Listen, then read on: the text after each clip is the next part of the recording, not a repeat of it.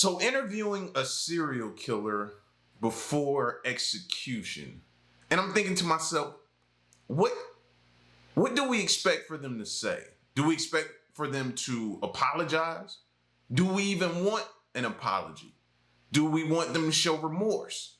What do you expect out of an interview from a serial killer right before execution? Well, we're gonna check out this video here of 30 haunting serial killer interviews. And by them saying haunting interviews, meaning probably majority of these are not gonna be remorseful. Let's check it out.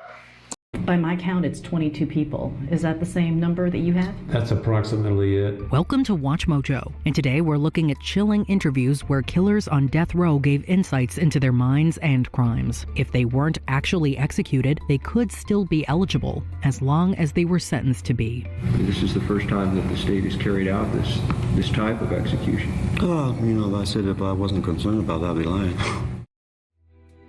Brian Patrick Miller. Possible that you could have blacked out and done something like that to somebody and not recall? No, because I knew I had done something when that happened. It comes as no surprise that convicted killers would continue to insist on their innocence even after they're sentenced. In 2023, Brian Patrick Miller, otherwise known as the Zombie Hunter, was found guilty of 2 murders that he had committed in Phoenix decades prior and condemned to death. My mother was not a very good person in so many ways, but what helped was that when I was an adult, she acknowledged that she did horrible things to me and apologized. When giving an interview to 48 Hours, he doubled down on his blamelessness, even implying his DNA had been planted at both scenes. Things became even darker as he revealed an apathetic mindset, implying that everyone had a mask they hid behind and that people didn't care about the truth as long as they had a scapegoat. As of 2024, his official execution date has not been decided, but it's clear he won't stop arguing against it anytime soon. Victoria told officers she was nearly 100% sure Brian Patrick Miller was her attacker. Stephen D. Richards. For centuries, people have been curious about the inner workings of a murderer's mind. In the 19th century, Stephen D. Richards was one of the worst, having killed at least 9 people in Nebraska and Iowa before being apprehended. His bloodlust didn't end there, as he reportedly threatened one journalist with extreme physical harm. However, he did allow a few to get some insight, and he didn't hold back. He compared some of his victims to pigs, and even went into graphic detail about how he destroyed a litter of kittens as a child. This did nothing to humanize him, and So basically what you're saying, the signs were there. We tend to ignore them, especially when it's your own kid. You tend to figure like you can fix it, or, oh, he'll grow out of it. I hear parents oftentimes say it's just a phase. It's just a phase. He'll grow out of it. Not necessarily. He didn't. 1879, he officially became the first person to be executed in the state of Nebraska. In Minden, the sheriff issued tickets to the execution of Samuel Richards, guaranteeing eager spectators a choice spot. Gary Gilmore. A number of attorneys are still trying to stop Gary Gilmore's execution. They're planning to explore a legal test of the constitutionality of Utah's death penalty. The final plans will be discussed next Monday. After admitting to causing 2 deaths in Utah and demanding his own execution, Gary Gilmore had the whole country's attention. He could have talked with anyone, but it was Playboy magazine that received the honor. In his interview, he analyzed his own childhood and claimed that his strict authoritarian reform school had driven him to crime. But he was far from being the usual hoodlum. He had a high IQ and assiduously educated himself. He also revealed that he had slain both men in order to stop himself from doing the same to his then-girlfriend, showing just how deep-seated his anger was. It was clear he was ready to face the end on his own terms, and did so in 1977. They said he had a death wish, but Gary Gilmore didn't. He explained that if forced to choose between years in prison and swift execution, he would take death. Carlton Gary. The lies and stuff that they were talking about, I don't do that. Carlton Gary was convicted of the murders of 3 senior women in 1968. The stalking strangler was suspected of several more, however. In an unsettling final interview, Gilmore insisted he was innocent, citing inconclusive evidence and illegitimate actions by police officers. Indeed, his case was scrutinized over multiple appeals, and potential issues like flawed investigative techniques and racial bias all cast doubt on the legitimacy of his mid-80s trial's outcome. You chose him. But when that man has scruples and say, I'm not going to play this good old boy racist thing, and I'm not going to lie on this man, I'm not going to lie for him, I'm not going to lie against him. That's all I've ever asked. Though DNA positively linked him to at least one murder in 2007, it's disturbing to listen to his voice during this 21st century recording, since his assertion of morality and guiltlessness is capable of evoking genuine sympathy. Nevertheless, Carlton Gary's verdict stood, and he was executed by lethal injection in March 2018. Those kind of stories don't sell. They don't tell well. You got to have that sensationalism. And that's just a known fact. Scott Dozier. It isn't that I want to die. It's that I'd rather be dead than do this. While some doomed prisoners would do anything to have their sentence overturned, others are more than willing to go. Scott Dozier, convicted of Yeah, that's the easy that's the easy way out. That's the easy way out. Nah, you shouldn't be able to get that. There's no way we should allow that. Nah, fam, you gotta ride it out. You gotta suffer. You gotta go through it day in and day out, being in that prison, not knowing what the day gonna bring, this, that, and the third, the harsh living conditions, all of that. No, you shouldn't get. I hope they're not giving that option to just be like, well, I'd rather take that. No. 2 murders in Arizona and Nevada had originally been condemned by Nevada to execution in 2007, but the state was slow in following through with it. He ended up speaking with Vice News, giving people a glimpse at the charming facade he had carefully built for himself. How do you feel about the state using fentanyl to kill you? I think it's awesome. Look, I mean, it's killing people all over the place. You guys get pharmaceutical-grade fentanyl and just bang me up, man. He spoke casually about the injections, almost making them seem like nothing more than a bad trip. He also questioned the state's ethics, implying that they should follow through with the controversial punishment. After his 2018 execution was stayed, Dozier stopped waiting for them and ultimately took his own life in 2019. What do you hope for your son? What do you hope for your grandkids? They are more successful in finding happiness and some degree of satisfaction and gratification in a life within the parameters, you know what I'm saying? Douglas Clark. Oh, he knew X.E. Wilson was killed June 22nd. Everybody knows that.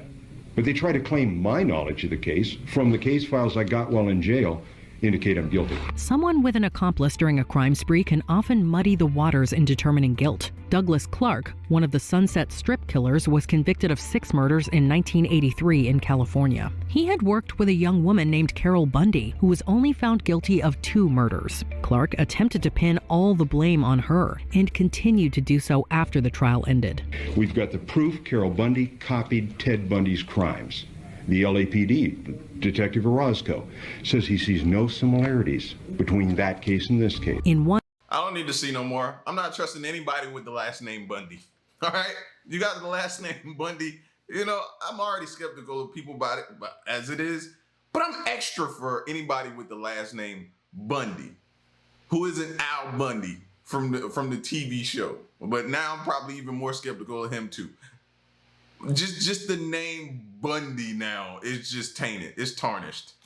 One filmed appearance, he insisted that she was the mastermind and claimed that their relationship made the authorities target him. Despite his depraved actions, he remained adamant that he was a victim as well, right up until he passed from natural causes in late 2023. If you start copycatting Ted Bundy's crimes today in Wichita, Kansas, you're immune as far as Leroy is concerned of being discovered to be a copycat killer. Timothy McVeigh.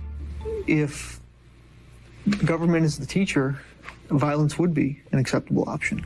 He may not be a traditional serial killer, but he's still responsible for the deaths and injuries of hundreds. Timothy McVeigh committed the Oklahoma City bombing in 1995 after witnessing the Waco siege a couple of years beforehand. After receiving the ultimate penalty, he spoke with 60 Minutes, where it became clear just how little remorse he felt. In the Gulf War, you were given medals for killing people.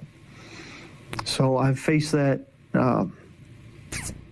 issue quite a few times with people that bring it up to me. He stood by his beliefs, all while questioning the government and explaining how people could voice their dissent. He even went in depth about a conversation he'd had with fellow bomber Ted Kaczynski, presenting themselves as martyrs. He remained indifferent throughout his execution in 2001, where he supposedly had a defiant look on his face the entire time, like he would do it all again if he could. In truth, from my psychological perspective, it's a little easier being on death row because you know how you're going to die. Troy Kell. I kind of took responsibility at that time that I got myself in the situation. Now deal with it. Troy Kell had been in prison in Nevada and then Utah since he was 18, following a murder he committed in 1986. As soon as he stepped inside those walls, he knew he would do anything to protect himself. His anger continued to build until 1994, when he stabbed an African-American inmate over 60 times. The race issue was used to justify the power trips, controlling the action, wanting to control the TV, the ice bucket. In a subsequent HBO documentary, he was candid about the act, making it seem as if he had no other choice. He even described it and his feelings in great detail, revealing how desensitized he was to violence. As of 2024, Kell has yet to face his ultimate consequence and is still attempting to appeal the death sentence decades later. How much longer do you expect to be alive? I don't know. I can't even answer that question. Lawrence Bittaker. Oh, he reminds me of Aaron Hernandez a little bit. Don't he? Y'all remember Aaron Hernandez, tight end from New England Patriots, went to school, Florida? That big whole case and ordeal, ended up taking his own life in prison or something like that. Like, he comes off kind of like him to me. Just the anger, the rage, and it's just on 10 constantly, and anything setting him off at any moment.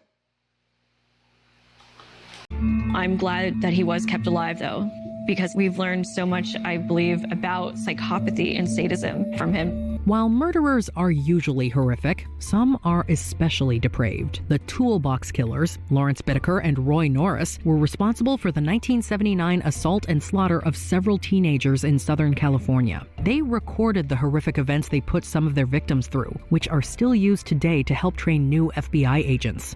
Why did you want to record it? No, I come up with some screwy ideas. Citizens everywhere were ecstatic when they were finally caught and tried, and were even happier when Bittaker received the death penalty. While waiting for execution, he gave several interviews. In one, he described their first kidnapping in extreme detail. In others, he only expressed remorse over having been caught. After nearly 40 years, he passed away naturally, evading the final part of his punishment. So tell me, are you afraid of death? You said you had a panic attack. Yeah, I'm getting a little afraid of it lately. Arthur Gary Bishop. All right, would you rather die than life in prison? Yes. While some killers are remorseful over their actions, others are eerily detached from them. Over a period of several years, Arthur Gary Bishop assaulted and killed 5 boys in Utah, earning him a death sentence in 1984. A later documentary allowed viewers into his mind, where he went into an uncomfortable amount of detail. With Graham, it was like I had a need to dominate him or exploit him or to possess him, if you will. He described his mindset during his first homicide and how the fear of being sent to prison with a charge regarding underage victims made him want to escalate his actions. He also explained how he constantly shoved his emotions down to the point where he claimed he couldn't feel anything anymore. Unlike others, he only had to wait a few years before being executed, swiftly bringing justice to his victims' families. Roy Ward, I kidnapped and killed. Michael Bruce Ross. Over the course of 3 years in the early 1980s, Michael Bruce Ross claimed the lives of 8 girls and women in Connecticut and New York. Ross had endured a troubled childhood and began his vicious crime spree in his senior year of college. I just felt like I was right on the edge, and like it was just going to be, it wouldn't take much to push me over. And it was very frightening back then. I'm not like that now. I'm just such a lovable guy now. After he was captured in 1984, Ross confessed to all 8 murders and was sentenced to death in Connecticut. In an interview given while awaiting execution, the roadside strangler, as he came to be known, casually recounted his heinous crimes. It was 3:30 in the afternoon on a fairly well-driven road. She was walking along the side of the road, and I just stopped the car, got out of the car. At one point, he even bragged about the strength with which he strangled his victims. It was an insane strength or something, and because I got a kick out of it because the prosecutor, I knew, had no idea that was coming. Ross was executed in 2005, the last person to face that penalty in the state of Connecticut. For some of us, death is not a punishment. Edward Wayne Edwards. See, that comment right there, that comment there makes me reevaluate my thoughts on the death penalty right there. It's like, it just comes off, and when you hear some of them speak and how they prefer that to happen to them, the easy way, no. Solitary confinement for years. Like, they've done studies on people being in a room by themselves in the silence, what it does, how that is just so excruciating to people, being in a box for so long, how that is. Like, yeah. But I know what comes with that. I know what everybody was going to say, how much it costs to house a prisoner and all this type of stuff and different things. But I just feel like this is an easy way out. And I just don't feel that's right. Right from his childhood, Edward Wayne Edwards lived a life of crime, even once appearing on the FBI's 10 most wanted fugitives list. It was a female who identifies herself as April. She said, "I think my dad could be responsible for Tim and Kelly. I think he killed them." And she said his name is Edward Wayne Edwards. Edwards began killing after being granted parole in 1967 and was responsible for at least 5 deaths. There were some cigarettes in the bottom of the duffel bag. I said, "You go ahead and get them out." Edwards lived as a free man for decades before being arrested in 2009 and sentenced to life imprisonment for his crimes. I felt bad, but apparently not bad enough that I kept from doing it. Seeking a quick punishment, Edwards sat for an interview with the Associated Press, during which he confessed to killing his foster son, Danny Boy Edwards, for a life insurance payout. He was stealing from my children, and I'm very close to my family in that respect. And so I just let my mind, I'm not new to crime. In 2011, Edwards was handed the death penalty for Danny's murder. However, he died of natural causes just 1 month later. Bobby Joe Long. For more than 3 decades, Bobby Joe Long sat on death row in Florida before he was executed in 2019. Long was not only a serial killer, with at least 10 victims to his name, he was also a serial predator, having assaulted more than 50 women in around 3 years. As soon as I opened my eyes from being asleep, that's what I was thinking about. That didn't let up until I did it. He was arrested in November 1984 after one of his victims, Lisa McVeigh, led the authorities to him.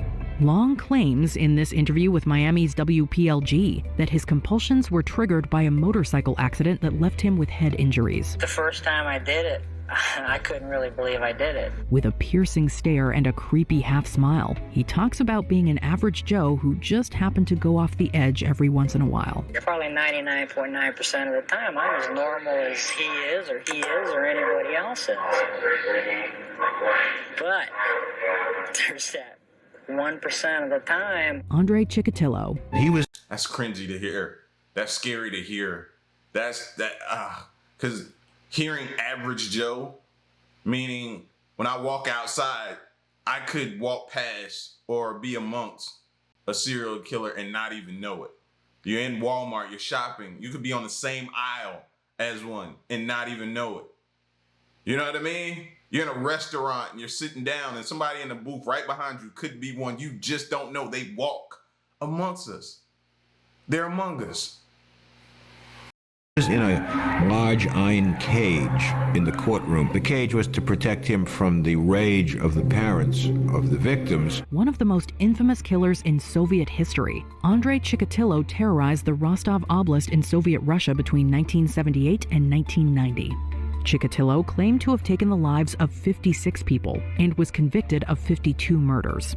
Referred to as the Butcher of Rostov, Chikatilo was known for his erratic behavior in court, but appeared a lot more restrained in this interview he granted before his execution. He rambles on about his troubled childhood and growing up during the Great Famine of the early 1930s in Soviet Ukraine.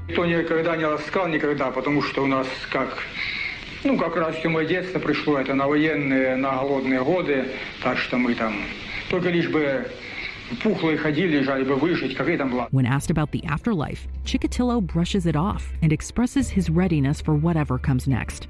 Все это я считаю, что все это меня не касается, как-то все это прошло мимо моего сознания, все это не задумываюсь. Вот о муках своих я... Perhaps most disturbing was his past desire to become a dictator from as early as the 9th grade. Всяких пиков, всяких знал, всех... Еще с 9 класса, когда Сталин умер, я уже готов был принять от Сталина это все. Это самое наследство, быть генсеком этой партии, это все, мировое коммунистическое движение. Danny Rolling. Like some of the other individuals on this list, Danny Rolling was the product of a sadistic upbringing. In his adulthood, Rolling became a serial killer, murdering 3 people in his hometown of Shreveport, Louisiana, and 5 others in the student community of Gainesville, Florida. In 2004, Rolling appeared in this episode of the Canadian true crime TV show Forensic Factor. I let the evil in, and the evil just took over. And it was like when the sun would go down, I couldn't resist it. Rolling seems to express some remorse for his crimes and concedes that he deserves to die.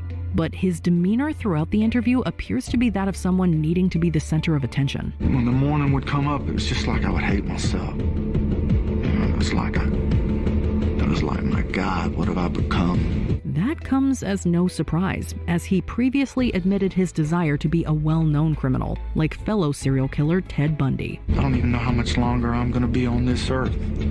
But when I die, I hope I'm ready. I hope I die half as bravely as the people who perished at my hand. K×rten. In the early 20th century, K×rten rained terror on the German city of Dusseldorf, assaulting and killing at least 9 people. He was known as the Vampire of Dusseldorf due to his disturbing fascination with blood. After his arrest in May of 1930, K×rten was analyzed by psychiatrist Dr. Carl Berg over a series of interviews. The infamous killer claimed that although there was a sexual nature to his crimes, he was primarily motivated by the sight of blood. He also stated that the very act of attacking his victims brought him intense relief. Just before his execution by guillotine, K×rten asked his psychiatrist if he would be able to hear the sound of his own blood gushing out after his decapitation. Tommy Lynn Sells. California-born Tommy Lynn Sells claims to have committed over 70 murders. If true, that would make him one of the most prolific serial killers in U.S. history. Every time I did it, it was that rush again, and I started chasing that high. Despite his claims, Sells was convicted of only 1 murder and sentenced to die in September of 2000. In a jailhouse interview with Martin Bashir for ABC's Nightline, Sells described himself as an emotionless person, and that comes across quite clearly in the recorded clip. When you look at me, you know what hate is. I don't know what love is. With no remorse whatsoever, he recounted his killings, detailing the rush he got from taking innocent lives.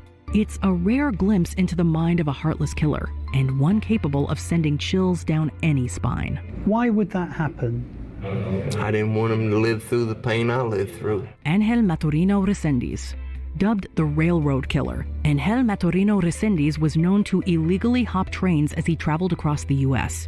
He would then invade homes close to the railroads, rob them, and murder the occupants. This offender, unlike a lot of others, spent an incredible amount of time in that house going through everything. In total, authorities believe Resendiz killed at least 15 people in this manner. His calm and reserved behavior throughout this interview with renowned journalist Jacqueline Cacho heavily contrasts the vicious nature of his crimes. Given entirely in Spanish, Resendiz doesn't necessarily go into explicit detail about the murders in this interview. Instead, he seemingly alludes to the motivation behind them. Although he described himself as an eternal being who was incapable of dying, Resendiz was executed by lethal injection on June 27, 2006. Earl Forrest. Back in December 2002, a drug dispute between longtime friends Earl Forrest and Harriet Smith resulted in the former murdering the latter in her home. I asked her, all I wanted was a lawnmower. She said, Earl, I'll get you a lawnmower. I felt like I was being lied to. Forrest also killed another friend of theirs, Michael Wells, who was visiting Smith at the time. The things people are willing to kill over just never cease to amaze me. A lie over a lawnmower? It gotta be deeper than that, man. Maybe we need to see the full interview if that's possible, but just to hear you reference a lawnmower was the thing that sent you over the edge, just like, wow. as well as a deputy sheriff during a police shootout afterwards. Why'd you shoot him? I don't know. She looked at me funny, I guess. For his crimes, he was put to death by lethal injection on May 11th, 2016. The first season of the A&E docuseries The Killer Speaks features an interview with Forrest, who is completely devoid of any remorse. Did you feel bad? I don't know what I felt. Instead, he puts the responsibility of his actions on Smith for not fulfilling a promise she made him. Watching the clip, you'd think he was the victim of the crime. I did something for her. She was supposed to do something for me. Why did she, have to put us both in that position? Joseph Paul Franklin.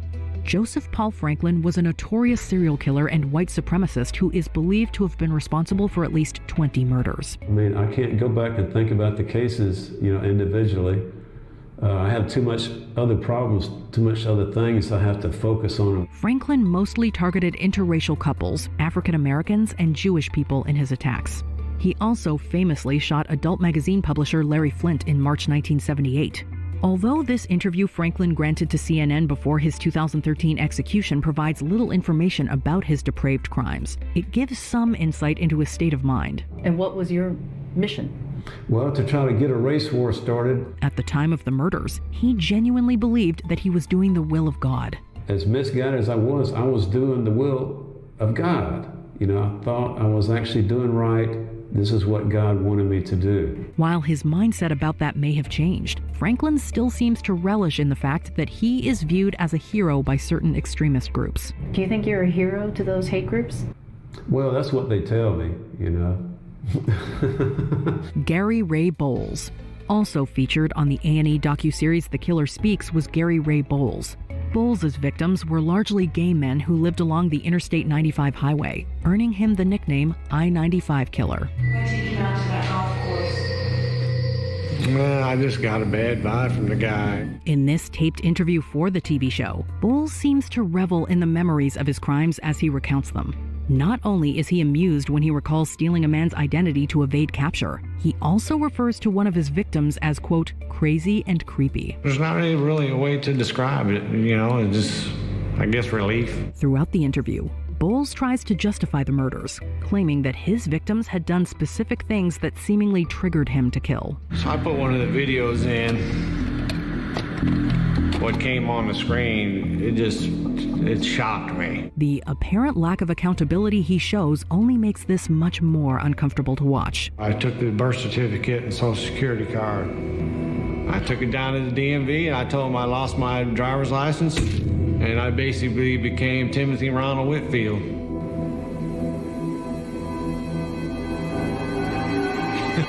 Billie Wayne Coble. No wonder it takes you so long to go to the DMV nowadays. Because people back in the days were doing things like that. So they got to be extra sure these days, man. You know how it is. You go to the DMV today, you got to mark off half your schedule for the day. Who is not going to leave this world? Aren't we all? Described by one prosecutor as having, quote, a heart full of scorpions, Billie Wayne Coble killed his estranged wife's parents and brother. Coble remained on death row in Texas for nearly 30 years before he was executed by lethal injection in February of 2019.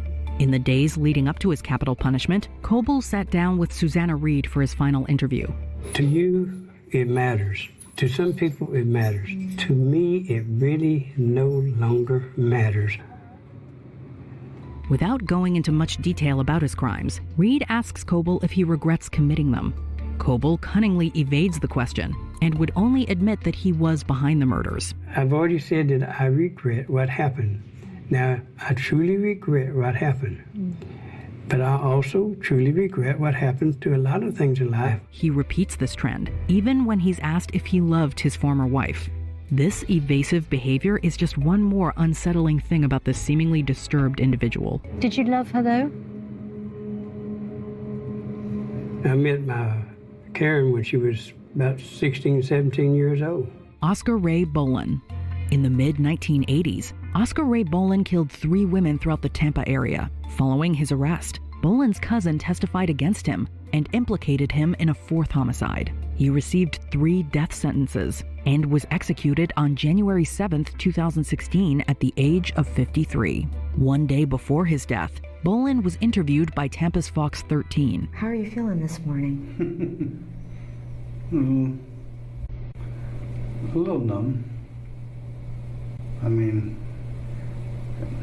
I don't know how you would expect someone to feel. I mean, if they told you tomorrow you're dying, how would you feel? Bolin appears calm and courteous throughout the interview, even expressing fear and worry about his upcoming execution. He also professes his innocence, something he continuously maintained throughout his imprisonment. So you're saying you didn't murder these women? No.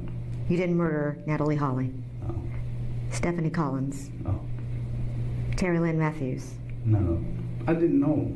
I've never seen him, never met him. Bolin looks and sounds like a nice enough guy, which only makes the darkness underneath seem that much more sinister. After 28 years of this, it's been in this box for 28 years. It's a release. My punishment's over. They can't hurt me no more. Richard Ramirez. As far as Satan is concerned, I believe in a malevolent being. His description eludes me, but I have felt powers that are evil. A notorious serial killer known as the Night Stalker, Ramirez terrorized California with his violent burglaries, assaults, and killings. Ramirez took the lives of at least 15 people and was convicted of 13 homicides, leading to 19 separate death sentences. In 1993, Inside Edition aired an interview with Ramirez, who was then awaiting execution on death row. They are desires, whereas if I didn't give in to them, I would be crushed by them. Among other discussion points, he explained his theories on the psychological development of serial killers like himself. Even more chilling, when asked why he killed his victims, Ramirez hides a smile and simply says, No comments, no comments. I cannot answer that at this time. Ramirez was... Like, a lot of people look normal and don't have, like, the look. When it comes to serial killers, he has the look.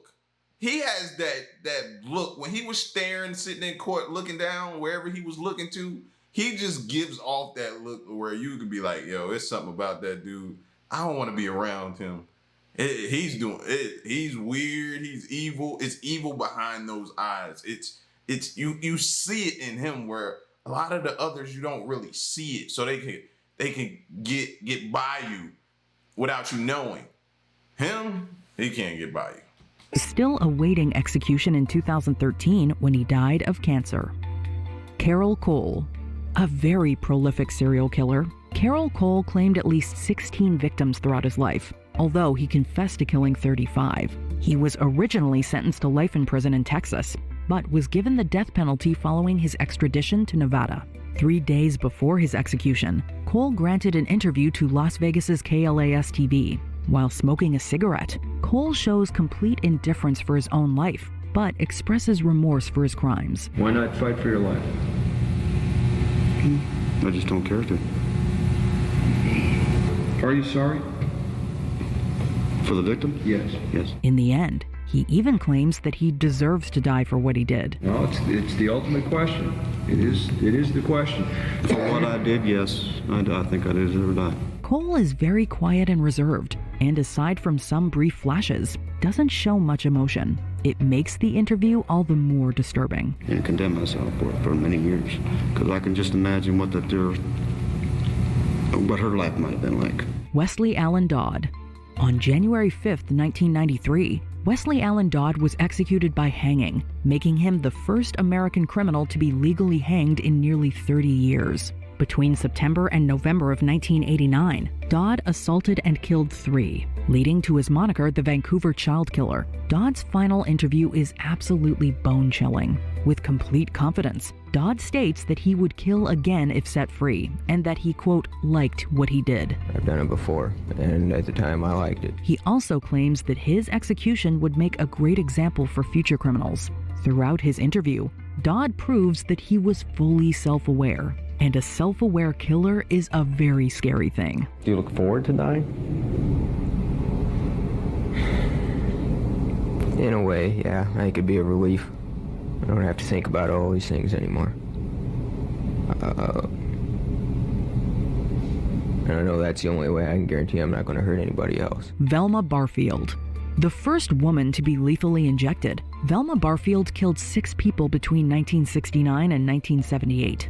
She was convicted for just one homicide, that of her boyfriend, Roland Stewart Taylor. However, it was enough to ensure a death sentence, and Barfield was executed on November 2, 1984. Her interview with Raleigh's WBTV shows a woman in pain rather than one who causes it. She seemingly attempts to garner sympathy by speaking about her isolation in prison and her years-long battle with drugs. The last 10 years was just like that. Years of a drug nightmare. She also credits God for getting her through the trials and tribulations of prison life. Living in prison every day is a struggle, even at its best. And I know that without him and his strength that has sustained me, I couldn't have made it even thus far. While Barfield apologizes for her crimes, most of the interview is about her, and it may rub many viewers the wrong way. Today, if it were possible, I wish that I could take every bit of hurt on myself. John Wayne Gacy. Known widely as the Killer Clown, John Wayne Gacy claimed at least 33 lives inside his suburban Chicago home. At the time, Gacy set an American record for the most homicide convictions. In 1992, he spoke with Walter Jacobson of CBS 2 Chicago as part of a television event. In a rather shocking and unnerving turn of events, Gacy played innocent. If they want to be convinced or brainwashed into what they believe, then fine, then go ahead and kill me. But vengeance is mine, saith the Lord, because you will have executed somebody that didn't commit the crime. He even claimed that he took a, quote, truth serum, and that proved his innocence. I've taken 3.5 hours of truth serum. And under sodium amytal, the maximum amount that I could have, it shows that I have no knowledge of the crime whatsoever. Like Barfield, Gacy also plays the sympathy card, portraying himself as a loving family man. I've always looked after my children, even now. Yet sometimes the veneer slips, and Jacobson is quick to notice the scheming man underneath. It's all quite eerie and probably not at all what viewers were expecting. Ted Bundy.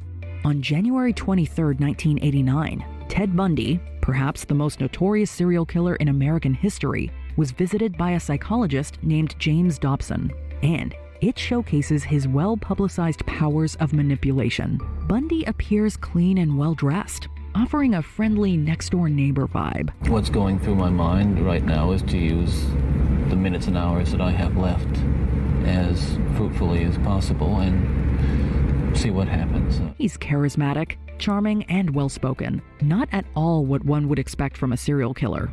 Finally, he latches on to Dobson's evangelical beliefs, blaming both the adult film industry and violence in the media for his crimes. This kind of literature contributed and helped mold and shape the kinds of violent behavior. It fueled your fantasies, didn't it? Well, in the beginning it fuels this kind of thought process. Biographers and historians argue that this is a prime example of classic Bundy subterfuge. Knowing that, the footage comes across as deeply ominous and foreboding. The term psychopath is often bandied around too often, but in this case, many agree that the term fits. I couldn't control it anymore, that these barriers that I had learned as a child, that had been instilled in me, were not enough to hold me back with respect to seeking out and harming somebody. Before we continue, be sure to subscribe to our channel and ring the bell to get notified about our latest videos. You have the option to be notified for occasional videos or all of them. If you're on your phone, Aileen Wuornos. The final interview with Aileen Wuornos is the complete antithesis of Ted Bundy's. Wuornos shot and killed 7 men in a span of 1 year, and while she claimed self-defense, she was found guilty of 6 homicides and sentenced to death. There's another look. This person right here probably couldn't get past us either. We'll probably pick up on her pretty quickly. She's another one. Wuornos' final interview is deeply troubling. But you're okay now.